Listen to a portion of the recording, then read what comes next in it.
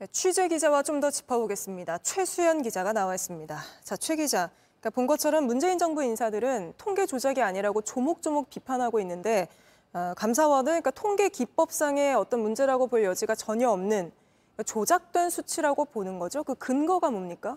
네, 감사원은 크게 세 가지 단계에서 통계가 조작됐다고 보고 있습니다.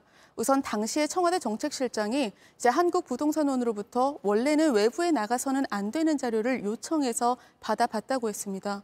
그것만으로도 통계법 위반이라고 이렇게 지적을 했습니다.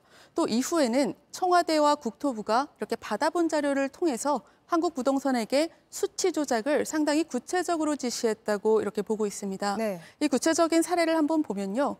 국토부 직원이 이렇게 얘기를 합니다. 부동산원 직원에게 제대로 협조하지 않으면 조직과 예산을 날려버리겠다. 이렇게 압박한 정황도 있다고 감사원이 오늘 이렇게 얘기를 했습니다.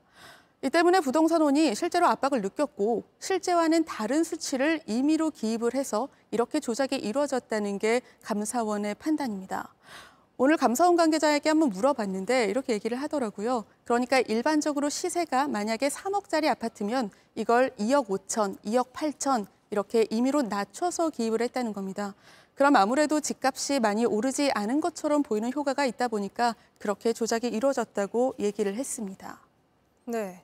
청와대에서 이렇게 조작하라고 지시를 내렸다는 건데 어떻게 지시를 내렸는지 그 구체적인 내용까지도 조사가 됐다고 확인해서 발표를 했습니까?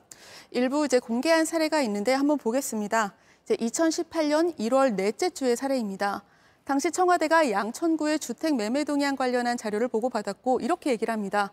시장을 똑바로 보고 있는 거냐, 수치가 잘못됐다라고 얘기를 하고 국토부는 그러다 보니 방어가 안 된다, 재검토를 해달라라고 이렇게 한국부동산원에게 얘기를 합니다. 그럼 청와대에서 누가 저렇게 얘기했는지까지도 조사가 된 겁니까? 조사는 됐다고 하지만 오늘 언론에는 구체적으로 누가 저렇게 언급을 했는지에 대해서는 공개하지는 않았습니다. 수사에서 이제 밝혀질 대목으로 보입니다. 네. 결국 이 때문에 한국부동산원은 양천구의 매매가를 1.32%에서 보시는 것처럼 0.89%로 이렇게 낮춰서 기입을 합니다. 네. 오늘 감사원이 밝힌 내용이 모두 사실이라면 보통 일이 아닌데 사실 감사원은 검찰과 경찰처럼 강제 수사권이 있는 수사기관은 아니잖아요. 오늘 발표한 내용을 구체적인 증거가 있다 이러면서 좀 제시한 것도 있습니까? 우선 감사원은 다수의 카톡방들을 확보했다는 입장입니다. 그러니까 청와대와 국토부, 부동산원 직원들이 있는 그런 카톡방들을 다수 확보를 했고 또 수정한 흔적이 있는 엑셀 파일, 또 핸드폰 포렌식, 관련자들의 진술을 확보했다고 했습니다. 하지만 오늘 그 구체적인 자료들을 제시하지는 않았습니다. 이에 대해서 감사원은 수사 의뢰 단계이기 때문에 주요 증거를 언론에 공개하지는 않았을 뿐이다. 수사 요청서에는 이미 확보한 여러 가지 구체적인 증거가 포함됐다고 설명을 했습니다. 실제로 대검찰청은 감사원으로부터 관련 자료를 건너받았고 사건 검토에 착수했다고 이렇게 얘기를 했습니다. 네, 수사 의뢰가 들어오면 검토하는 건 통상적인 절차일 텐데요. 네. 근데 감사원이 이번에도 검찰에 20명 넘게 무더기로 지금 수사 의뢰를 하지 않았습니까? 네. 그래서 문재인 정부 인사들은 감사원이 또 이렇게 했다면서 강하게 반발하고 있지 않나요? 맞습니다. 감사원의 이번 감사 발표 자체가 오히려 조작이다라는 입장입니다.